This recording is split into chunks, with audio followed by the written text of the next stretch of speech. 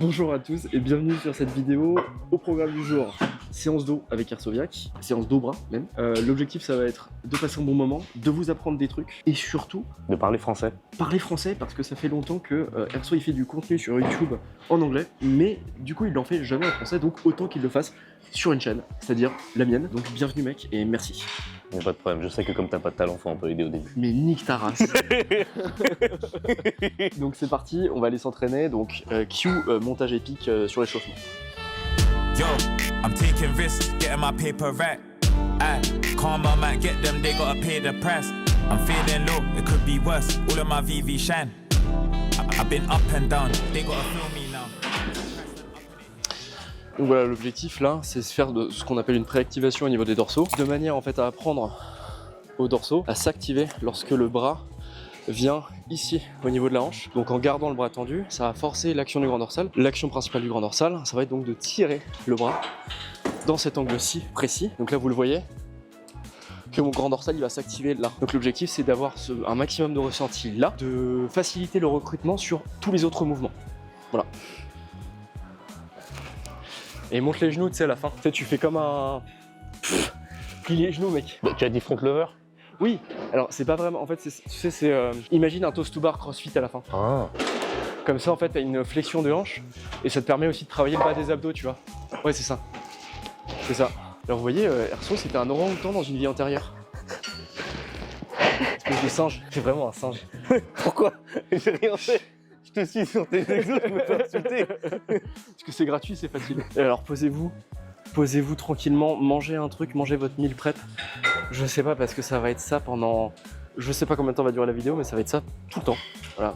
Ça va être ça tout le temps. Quand vous nous voyez parler, ne buvez pas. Parce qu'il y a toujours une dinguerie qui va sortir. Lui, ouais. C'est un ouf, hein, des fois. Il y a tellement de choses qui vont qu'on doit cut, c'est un enfer. Ouais, avec lui, c'est la suggestion de Genève. Hein. La suggestion de Genève. Pour ceux qui n'ont pas la blague, c'est pour la convention de Genève, voilà, sur les droits. Voilà. Je fais son traducteur parce que parfois il y a des gens qui comprennent pas les blagues en fait. Qu'est-ce que t'as fait le 8 mars, Louis? Rien, enfin, je soutiens les femmes, voilà. Ah ouais? Oui. T'es sûr? Oui. Parfaitement.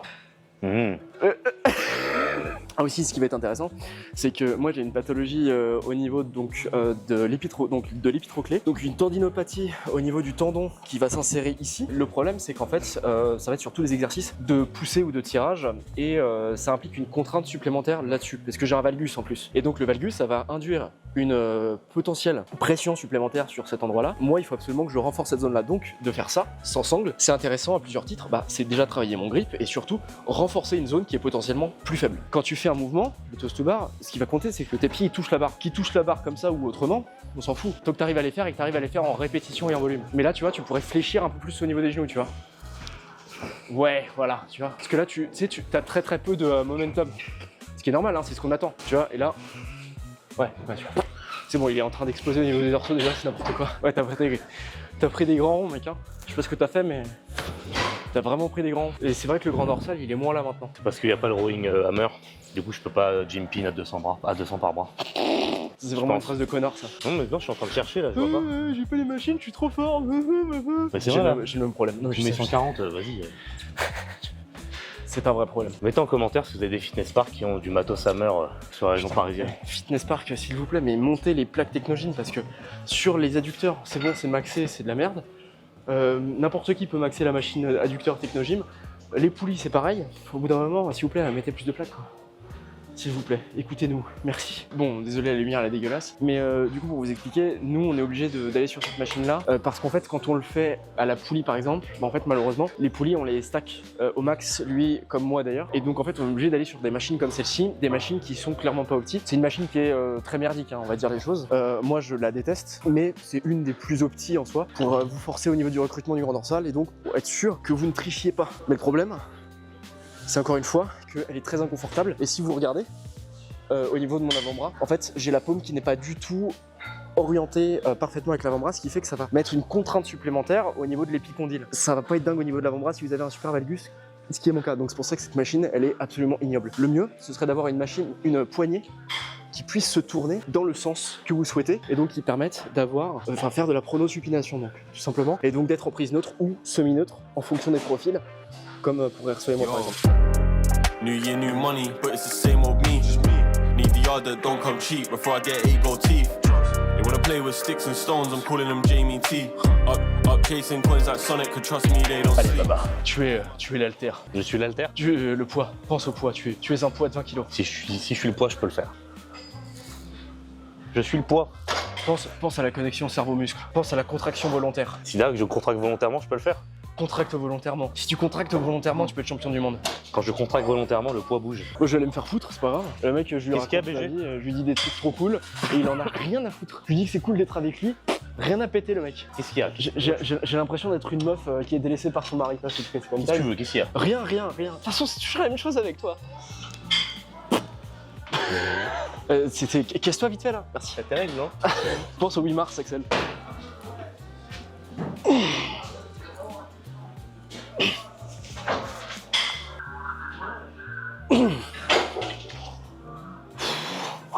Elle est méchante celle-là. J'ai pas envie de dire, j'ai l'impression que c'est peut-être moi, mais j'ai pas l'impression que c'est la même que j'ai. Non mais c'est oui. Tu vois, je sais pas si c'est parce qu'elle est différente, mais. Oh le bourrin. Ouf. Mais ce que j'aime bien avec Axel, c'est qu'il arrive en fait, même en trichant, à être assez intelligent dans sa manière de tricher. Et tu vois qu'en fait, il va garder de la tension de manière constante dans le muscle. Donc en fait, en soi, c'est pas dérangeant qu'il triche de cette façon-là parce qu'il le fait intelligemment. Il a juste la rage parce qu'il arrive pas à faire pareil. Alors si, je peux faire la même chose, mais j'ai pas les mêmes insertions. Non, par contre, ça c'est vrai que sur cet exo, c'est assez rigolo parce qu'on pourrait se dire, lui et moi, on fait à peu près la même taille, à peu près vite fait la même longueur de bras. Et on fait pas du tout pareil. Moi, je me penche en arrière et je me bloque là-dessus et vraiment, je tire en arrière comme ça.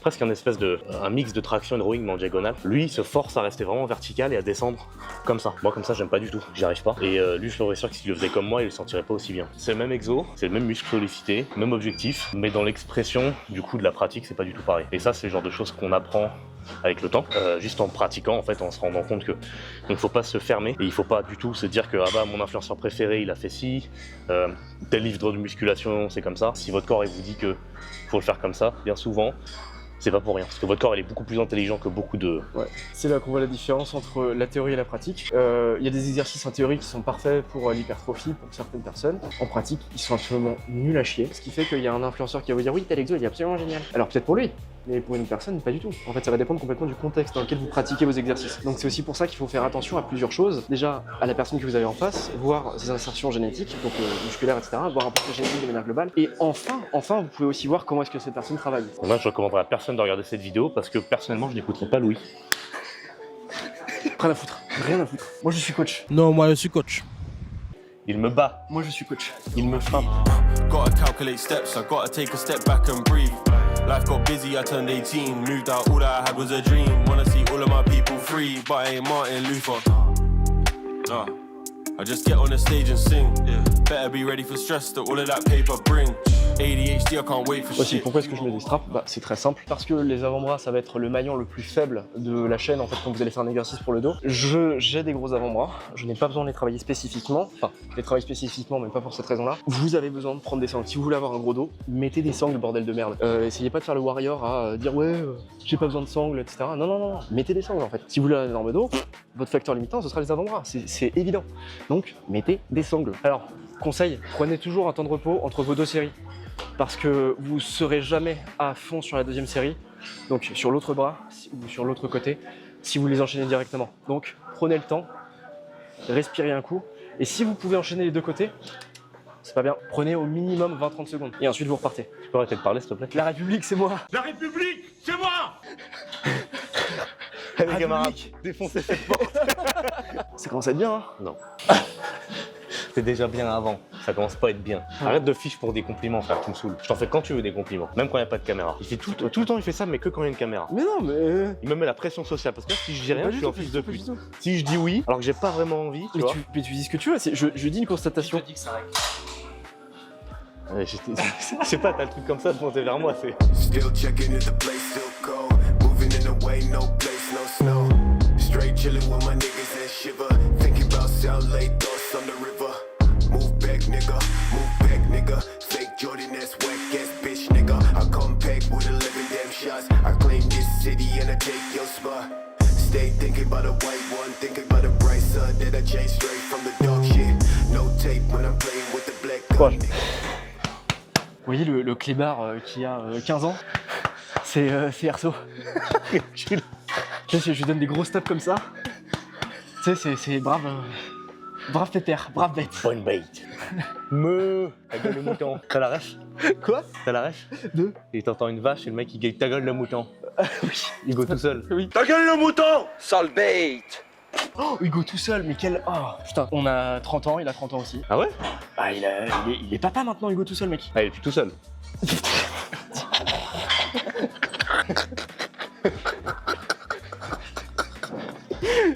Quel connard. Donc là on parlait des temps de repos. Pour le faire la blague, j'ai dit j'ai eu que 3 minutes 30 de repos, c'est pas optimisé. Et il me dit ouais des fois je fais 6 minutes de repos. Non mais c'est vrai. Mais pourquoi? Parce que parfois, moi quand je vais enchaîner des gros sets très lourds, j'aime bien prendre beaucoup plus de temps de repos, notamment sur les points faibles, pour être sûr que j'ai assez de stimulus et que j'ai le temps en fait. Si j'ai le temps tout simplement, bah, je me permets de faire ça. C'est une des raisons pour lesquelles je suis très fort je pense. Parce que j'ai toujours pris des temps de repos mais de fils de pute. Mais toujours. Et depuis, je pense que ça s'est accumulé. Premier degré. 6 minutes frère. Bah, sur le hack, c'est 5 minutes mec. Oui mais c'est le hack, c'est Ouais. du squat. Mais moi sur mes exos points faibles, le temps de repos il est maximal. Hein. Mais le hack n'est pas un point faible. Non. De quel exo tu parles là spécifiquement? Par exemple le dorso, là, je prends 3-4 minutes de repos, enfin 4 souvent. Le bench, bon c'est pas un point faible mais... Le bench j'ai envie d'être très fort dessus, donc je prends un temps de repos excessivement long. Beaucoup plus long que ce que je recommande à mes coachs d'ailleurs. 3 minutes de repos ça suffit pour tout le monde, normalement. C'est juste que je le fais pour moi et je me connais. Mais au fur et à mesure, vous apprendrez à vous connaître aussi et ce sera la même chose. Ah bah putain, là tu vois ils sont intelligents. Il y a un stack qui monte jusqu'à 130 kg. Ça c'est bien. Alors, moi ce que j'aime bien faire aussi sur le dos, notamment sur les exercices en unilatéral, c'est que je fais une série, donc ce qu'on appelle de potentiation, merci beaucoup, parce que moi mon point faible c'est le grand dorsal. Donc j'ai envie d'envoyer un signal à mon cerveau qui est de on a besoin de plus de fibres musculaires que tu n'as l'habitude d'en utiliser. Du coup, ma première série, c'est toujours une série qui va être plus lourde que ma série de travail. Et je fais, on va dire, allez, une ou deux reps, pas plus. Ça me permet vraiment d'être pile dans le stimulus que je veux et je vais pouvoir me concentrer sur la technique après. C'est vraiment intéressant, mais c'est plutôt quelque chose que vous faites quand vous êtes avancé et vous avez vraiment un point faible à rattraper. Et moi, c'est les dorsaux. Alors techniquement c'est pas les fibres, c'est les unités motrices, mais Les unités motrices, c'est pas les compris. couilles les plus balèzes que vous. C'est oui, Le c'est premier qui fait un commentaire là-dessus, je l'en c'est le plus d'unités motrices, mais les gens ont compris. Non, il y a des mecs qui vont faire actually, actuellement. Et le mouvement il reste propre dans tous les cas. Et là je le sens parfaitement dans le grand dorsal et même visuellement parlant, vous avez bien vu le coude qui arrive à la hanche en réalité.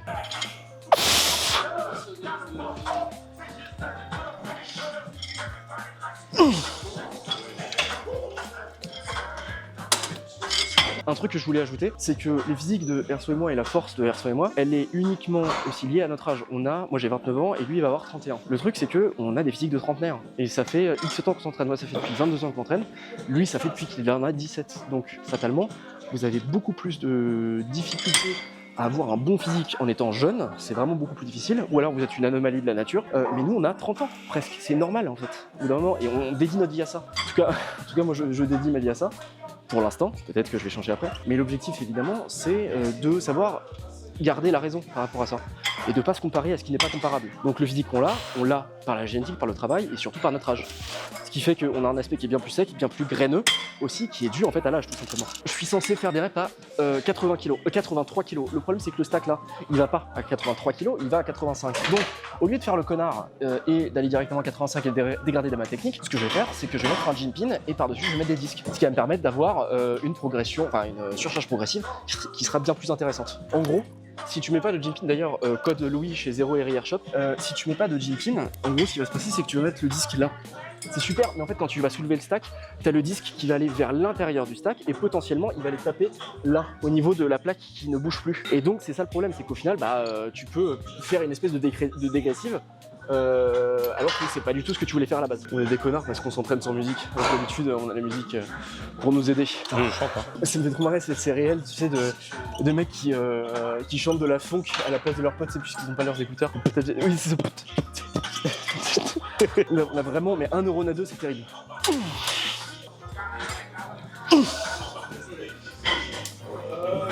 Tennis is one for the accent. If you're wondering what's the attraction, babe, spin round and show 'em the mad thing. I'm a simple man, I'm a London boy, drink Henny and mix with cola. Day off, of course I'm not sober, just call bro, like what's the vibe, what's the agenda? Been high since like November. I like my things nice and slender. Said that we met, I don't quite remember, I don't remember. Bah écoutez, point faible, trop fort, hein, c'est aussi simple que ça. Mais tu sais que c'est la première fois que ça m'arrive. J'ai pété une poulie, mais parce qu'elle était vieille, mais péter une poignée, j'ai jamais fait. Moi, c'est la deuxième poignée que je fais. Achievement unlocked. C'est les risques du métier. Par contre, c'est une vraie connerie parce que t'aurais pu te blesser comme ça. Hein. Ah, la faute à qui? Hein? La faute à qui? Alors moi souvent ce qui va se passer, c'est assez marrant d'ailleurs, c'est la deuxième série, toujours meilleure que la première. Je sais pas pourquoi, je pense que c'est mon nerveux qui a du mal à se réveiller parfois. Et du coup je suis souvent meilleur sur la deuxième que la première. Alors que je m'envoie strictement de la même passion sur la première que la deuxième. Vraiment, je fais à chaque fois l'échec. Je pense que la deuxième est simplement meilleure parce que je pense que j'arrive à recruter plus d'unités motrices. C'est juste ça. Tu t'échauffes pas assez. C'est juste pour ça. L'adaptation nerveuse, techniquement sur le papier, elle est censée être là dès la première.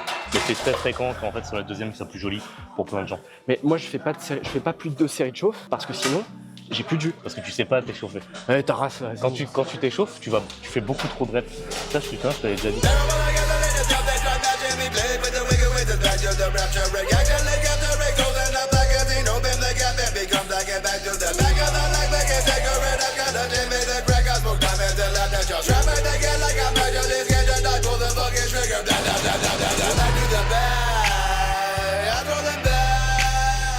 Le plus important dans l'entraînement, c'est déjà de vous amuser. Si vous vous amusez pas, c'est qu'il y a un problème. C'est-à-dire que pour adhérer à un entraînement, à une diète, etc., faut s'amuser un petit peu, faut trouver ça cool. Faut avoir une appétence pour ça.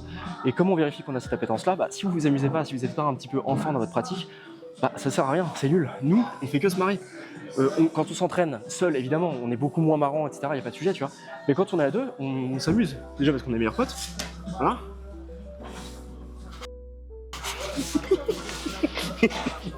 Et surtout parce que, en fait, on a encore, tu vois, ce jeu-là. Par contre, on est très sérieux quand il s'agit de s'entraîner, on prend les choses très au sérieux, mais on ne se prend pas au sérieux. On prend les choses au sérieux, mais nous, on se prend pas au sérieux, on s'en fout. Et c'est ça que nous, on essaye de vous proposer en fait sur les réseaux aussi.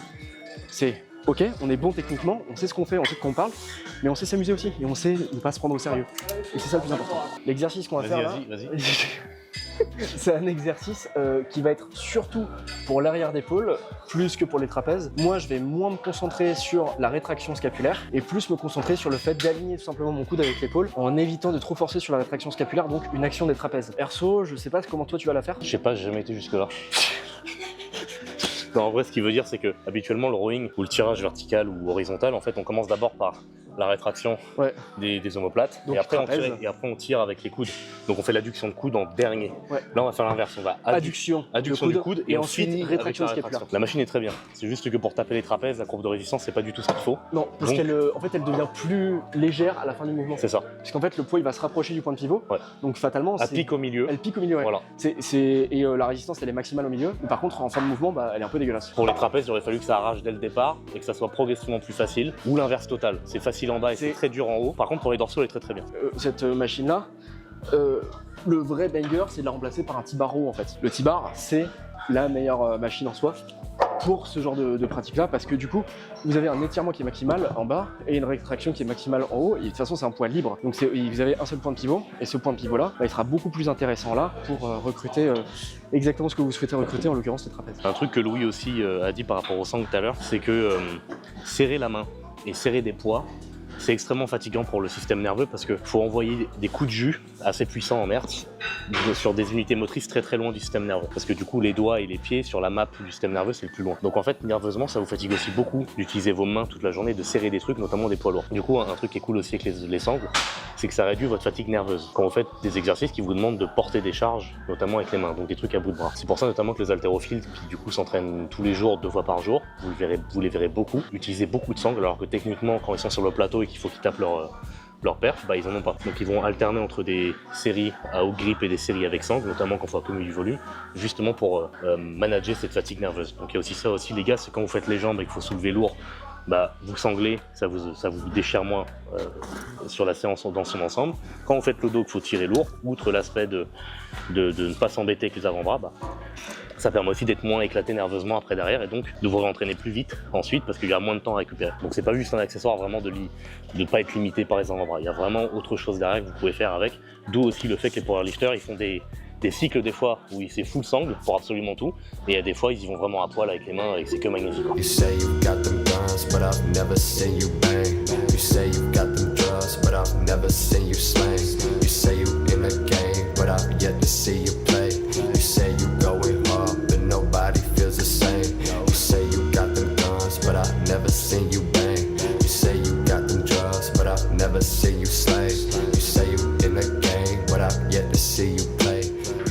serez jamais parfaitement symétrique. Vous aurez toujours un bras plus gros que l'autre, vous aurez toujours un pec plus gros que l'autre, vous aurez toujours une couille plus grosse que l'autre. Il y en a toujours une qui tombe plus basse que l'autre.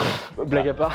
En plus, c'est vrai. Oui, non, mais en plus c'est vrai. Blague à part, vous aurez toujours en fait une des asymétries. Aller chercher cette symétrie, c'est une quête impossible en fait à avoir. Les bodybuilders les plus symétriques, c'est parce qu'ils étaient génétiquement doués pour ça. Malheureusement, la vraie symétrie, ce sera très compliqué à aller chercher. Comme il l'a dit, c'est jamais symétrique. Le truc, c'est de rester à peu près Harmonieux. dans une range, quand vous regardez les perfs par bras ou par ventre par exemple, dans une range de moins de 20% de différence. Donc, par exemple, s'il y a une jambe vous faites 10 reps avec et que l'autre jambe vous faites 8, c'est bien. Si par contre l'autre jambe vous faites 7, c'est pas bien. T'es généreux, moi je dirais 10%. Hein. C'est une à deux reps grand max. Oui, mais sur une série 10, c'est ce que je te dis. C'est 20%, mais Ouais. pas plus. Mmh. Mais s'il n'y a qu'une rep de diff, non, c'est golden. Instant sponsorisé, instant sponsorisation. Cette vidéo est sponsorisée par Nutrimuscle. Code de Louis sur toutes vos commandes chez Nutrimuscle, évidemment. La meilleure marque de compléments alimentaires en France. Je le dis, ça fait 1 an et demi que je suis chez eux. J'ai rien à dire, c'est génial. Voilà, quoi dire de plus. Coderso, et c'est ma gourde, et moi je suis chez eux depuis 2013. Globalement, moi ce que j'aime bien, tu vois, avec le T-bar là, T-bar, avec le rowing là comme ça, c'est que du coup, je me mets là, et déjà, je commence, je suis un peu en rétraction scapulaire déjà. Oui, tu pré-shots, ouais. Ouais, je pré-shot, ça me permet d'éviter de trop compenser avec les trapèzes. Tu vois, et là, je suis un peu en milieu, je suis pas vraiment assis, je suis pas vraiment debout non plus, tu vois. Fuck it, now you ducking. When I say I got the shooters, baby, no, I'm not bluffing. Bussin', why you cuffing?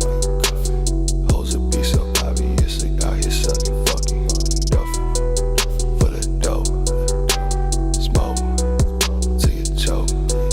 King bones, about to build a moat. On my throne, handcrafted it out of gold. In my coat, I keep a weapon, I let it show. Keep on stepping, starting to wreck it. You don't wanna breathe, take your lungs. Une des raisons pour lesquelles je mets la main sur l'épaule, c'est pour être sûr que je ne fais pas trop de flexion de l'épaule vers l'avant, de manière à complètement biaiser le biceps et éviter d'avoir trop le deltoïde antérieur qui vient être sollicité ici. Quand on vient lever le bras là et qu'on vient donc compenser en levant le coude ici. Donc moi j'essaye justement de ne pas sentir et de m'assurer que cette épaule ne bouge pas. Donc c'est pour ça que je le fais comme ceci.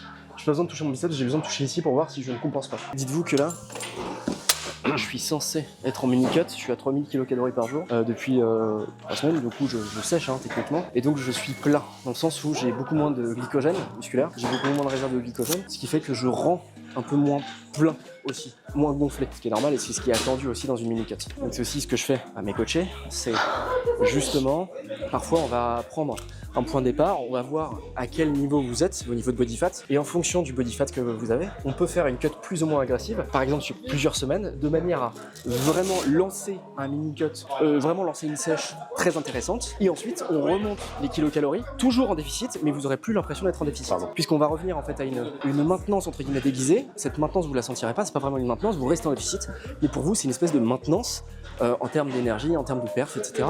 Parce que vous allez continuer à progresser. C'est ça qui va être intéressant, et donc progressivement on va pouvoir intégrer cette sèche sur du long cours. C'est pour ça que c'est très intéressant de commencer agressivement sur une cut, si vous êtes capable de le faire. Tout le monde n'est pas capable, donc il faut faire attention aussi en fonction du profil des gens. Mais surtout, la mini cut, elle est très courte, ça dure un mois et demi, grand max. Et puis après, sèche normale, et puis au bout de 3-4 mois, vous revenez à la maintenance pendant 2 semaines, puis après vous pouvez repartir en sèche si c'est nécessaire. Et ça fonctionne très très bien.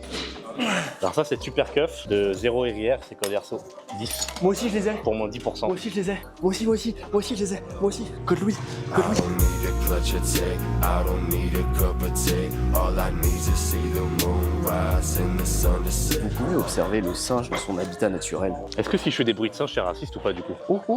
Bah non. Ah non, c'est pas raciste. Pourquoi ce serait? Parce qu'un jour il y aura un... Pardon, je t'ai craché dessus. Désolé, je vais cracher dessus. C'est un albinos. Et du coup, je vais cracher dessus parce que ça m'a fait rire. Est-ce que c'est vraiment votre meilleur ami si vous êtes pas en train de le rage bait dès que vous pouvez? En vrai de vrai. Alors, Tac ton meilleur ami et rage bait-le dans les commentaires. je vous souhaite d'avoir une amitié comme celle de Erso et moi. Parce que, en fait, on est dans une espèce de compétition de conneries permanente. Et en fait, on se soutient mutuellement. Et dans tout. Vraiment, ouais, je pense que c'est le frère que j'ai jamais eu. Donc voilà, petite déclare. Et c'est quand même une grosse merde. Voilà, je vous le dis, c'est quand même une grosse merde. Vraiment une grosse merde. T'as dit quoi? Que t'étais une grosse merde. Je vais commencer à envoyer des photos de mon caca, tu vas te calmer direct.